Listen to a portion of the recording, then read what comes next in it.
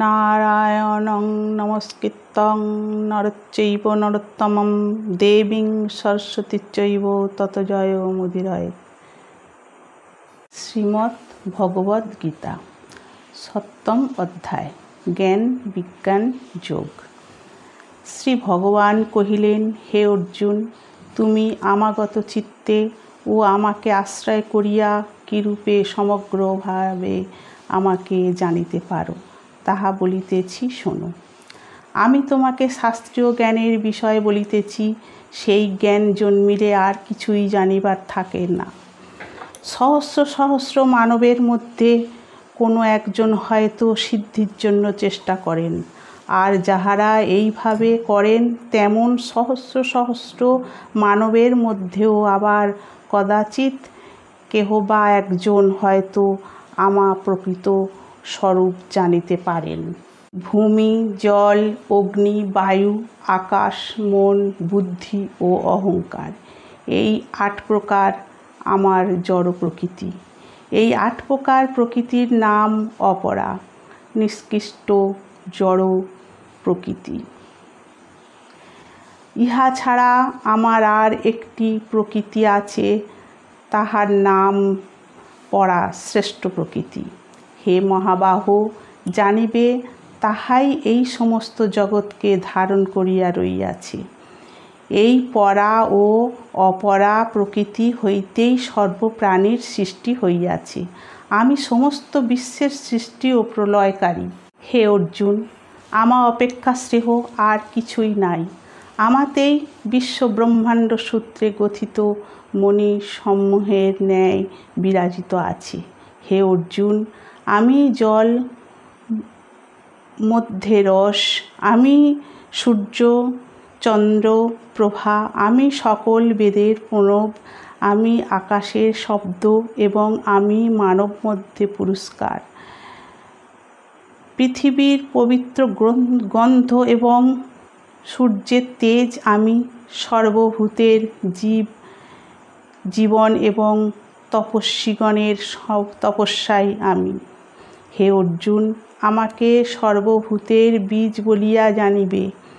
বুদ্ধিমানের বুদ্ধি এবং তেজস্বীর তেজ আমি। বলবানদের কাম রাগ বিবর্জিত বল আমি। হে অর্জুন, সর্বভূতে ধর্মের অবধারী কাম আমি। সর্বভূতে ধর্মের অবিরোধী কাম আমি। সাত্ত্বিক, রাজসিক ও তামসিক যেসব ভাব আছে, যে সকল আমা হইতেই জন্মে, আমি কিন্তু সেসব লিপ্ত নই, সেই সকলই আমাতে লিপ্ত আছে। জগৎ এই ত্রিগুণের ভার দ্বারা মোহিত হইয়া আছে, তাই এই ত্রিগুণের অতীত অপেক্ষায় আনন্দস্বরূপ আমাকে জগৎ জানিতে পারে না। আমার এই ত্রিগুণময়ী দৈবী মায়া অতিক্রম করা অত্যন্ত কঠিন, কিন্তু আমাকে যাহারা আশ্রয় করেন তাহারাই শুধু এই মায়া হইতে উত্তীর্ণ হন।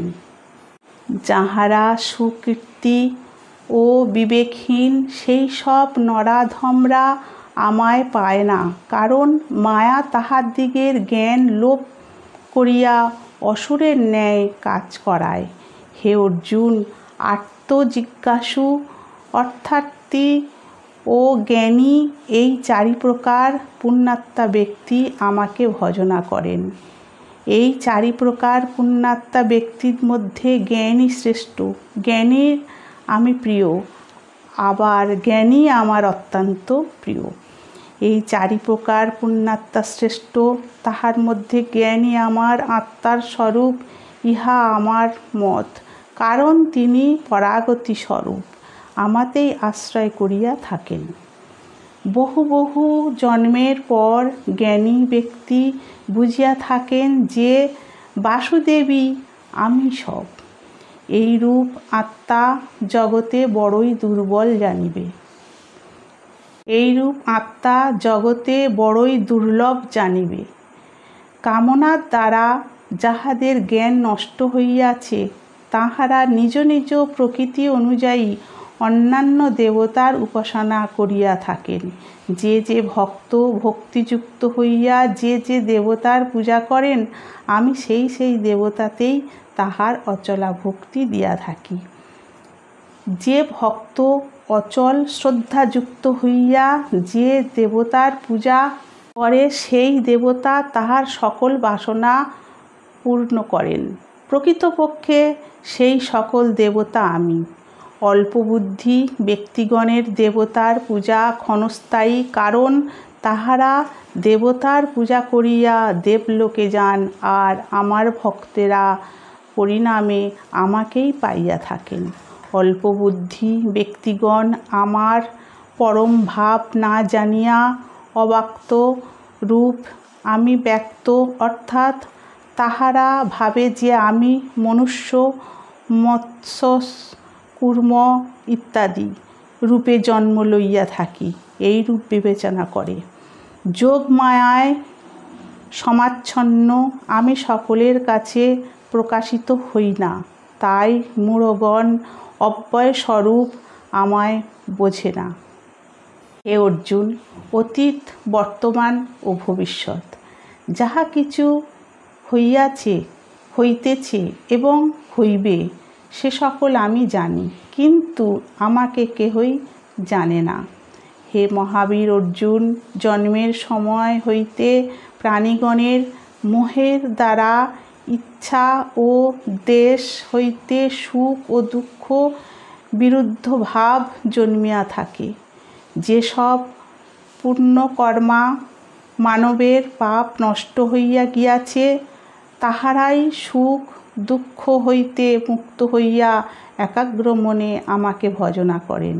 যাহারা আমাকে চিত্ত সমাহিত করিয়া জরা ও মরণাদি হইতে মুক্তি পাইতে চান বা চেষ্টা করেন, তাহারা পরম ব্রহ্মকে জানেন আর সর্বকর্ম জানেন। আমি অধিভূত, অধিদৈব এবং অধিযোগ্য স্বরূপ, এই রূপে যাহারা আমাকে জানেন, তাহারা প্রয়াণকালেও আমাকে জানিয়া থাকেন, তাই আমাকে পরম বস্তু বলিয়া জানিতে পারেন। ইতি জ্ঞান বিজ্ঞান যোগ নাম সপ্তম অধ্যায়।